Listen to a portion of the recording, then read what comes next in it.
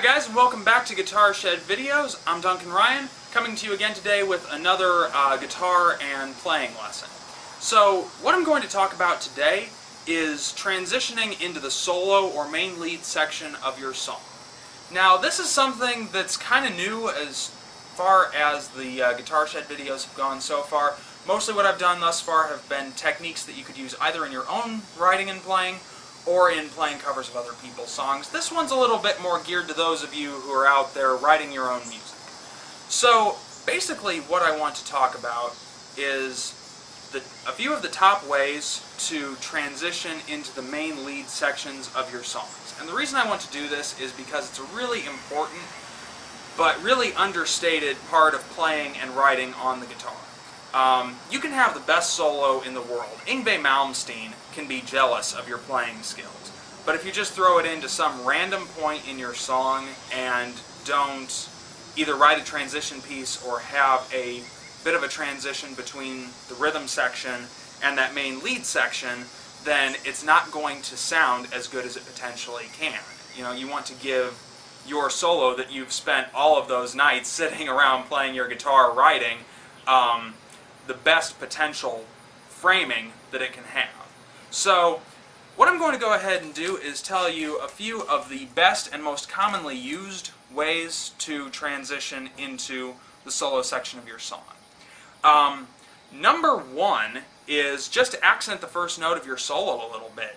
When someone's listening to music, their ear, even if it's not conscious, it does go to trying to pick up differentiations between parts of the music. And that's what really makes people love a piece of music, is how it transitions, how things become different over time. Even if they don't really consciously listen to that, the human ear picks it up. So one of the best ways to transition into your solo is actually just to accent the first note of that solo a little bit. And there are a few ways to do this. One of them would be using a chorus, reverb, or maybe even a wah pedal to add a little bit of an effect to that first note. And what that does is it sets it apart from the other notes. And you can even use that effect in, say, the first few notes of that solo, the first lick of the solo, to add a little bit of differentiation between the very first part of that solo and the rest of the piece. And what you do that way is you get the person who's listening, you get their ear to realize, okay, there's a shift in the musical dynamic within this guitar piece, and what that does is it creates a better listening experience for them, really. So, what I'm going to do real quick is I'm just going to go ahead and play a very basic kind of lead style lick, first with no effect, and then with I think I'm going to go with a chorus effect here. And that way you guys are going to be able to hear how it sounds tonally different and how you can use that in your own playing. So what I'm going to do is right now I'm just going to play the normal lick with no effect whatsoever. And it's going to be kind of a cascading deal, which would be a good intro to a solo. So what we're going to do is just go ahead and play that.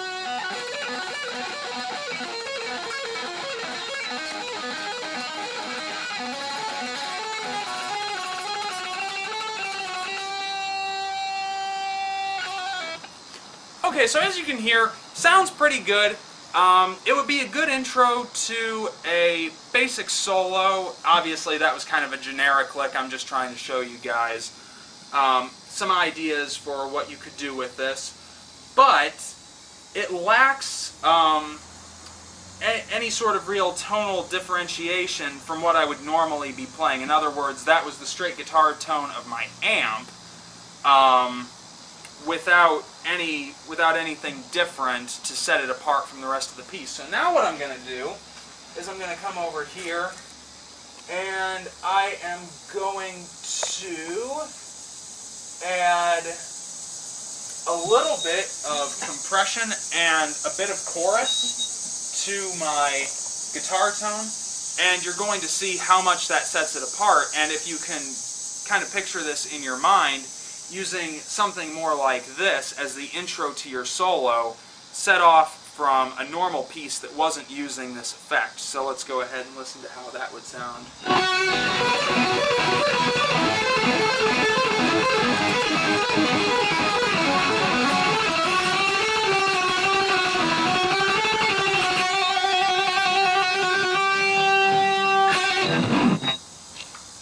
And you can hear, it's a subtle difference, it really is, because I didn't add a whole lot of effect. I added a little bit of compression and some chorus to the overall tone. But what that would do is, if you played that after a straight rhythm section that didn't have any effect on it, it would actually add a lot of tonal diversity into your playing, which would allow your listener to realize, okay, hey, the musical dynamic is changing, and it's going into another section. So that's one way you can go ahead and accent the first part of your solo. Another way is to just accent the first note of your solo. Let me go ahead and bypass my effects again.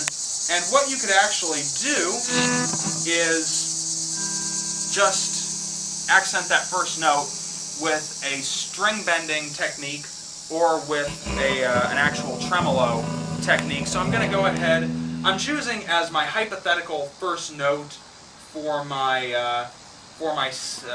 solo the 7th fret of the B string. So here's just the straight note.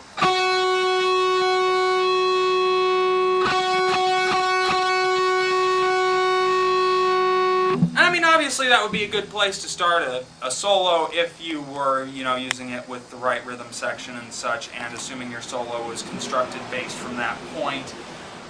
But at the same time, if you just start playing from that point straight out of a rhythm section, it's going to kind of confuse your listener, and it's not really going to sound like you planned it out. So what you could do instead is you could lengthen that note a little bit, and you could, for example, do a deep string bend, like for example this.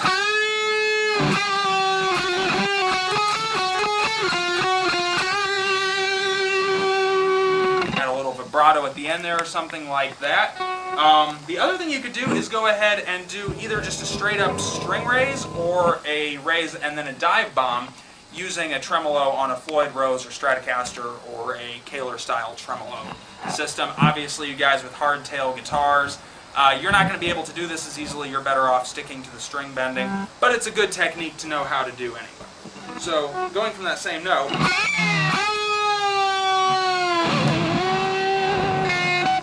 obviously just a very basic idea. You could even do like sort of a vibrato with your tremolo.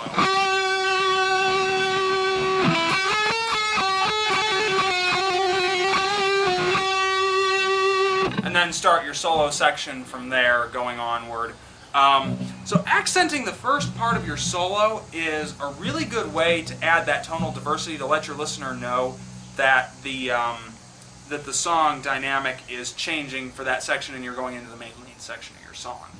Another way to do it is actually the total and complete, sorry, a little bit of guitar buzz there, is the total and complete opposite of this theory of how to transition into your solo, which is actually, rather than having an accented note, to use a rest going into your solo.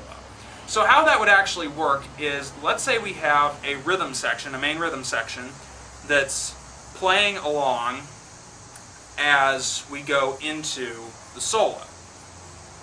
And instead of actually just starting the solo straight off out of that rhythm section, what you can actually do is either say let the last chord of the rhythm section ring, or let the rhythm section continue to go.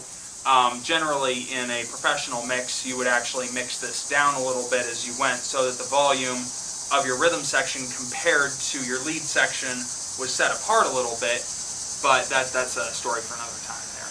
But anyway, the point is, what you can do is you can actually use a rest to begin your solo.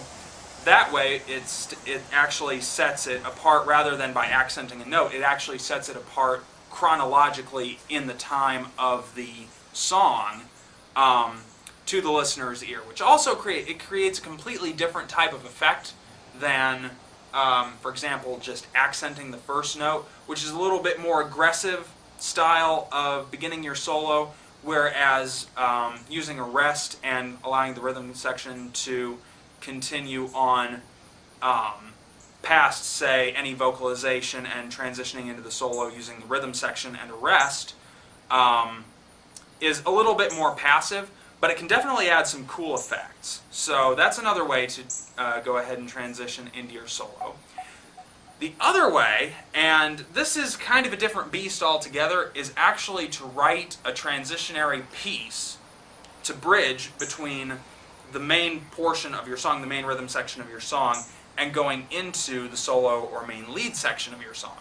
And generally what a lot of people do when they're constructing these transitionary pieces will be to start from a little bit slower speed, which is going to be characteristic more of the rhythm section, and build to a higher speed while traversing up or down the fretboard in order to kind of lead into the solo, as it were, to actually create a musical bridge between the rhythm and the solo. So just a basic idea of how something like that could go is building speed on like a tremolo picking based riff. So for example, I'm just going to do a real basic example for you here, but we could do something like this.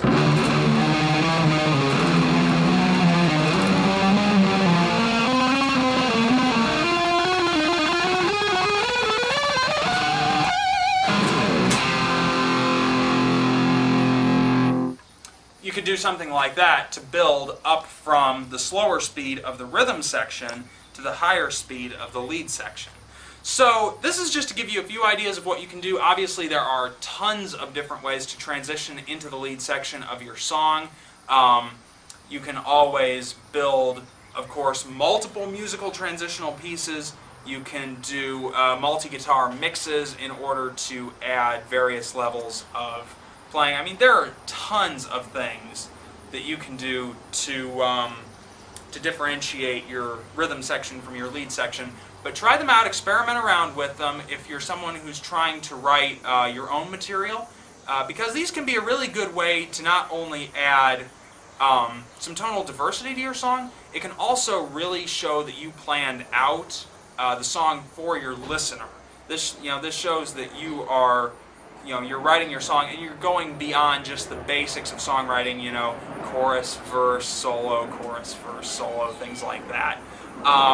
So try these out, let yourself play around with them a little bit and see what you think. See what sounds good to your ear, because ultimately what matters is what sounds good to you guys. When you're writing your own material, you're writing it because it sounds good to you. So that's the basics of this lesson. Hope you guys enjoyed it. And as usual, any comments, questions, suggestions, anything like that, please feel free to let me know, either in the comments section or directly through YouTube inbox. And peace out. See you guys later.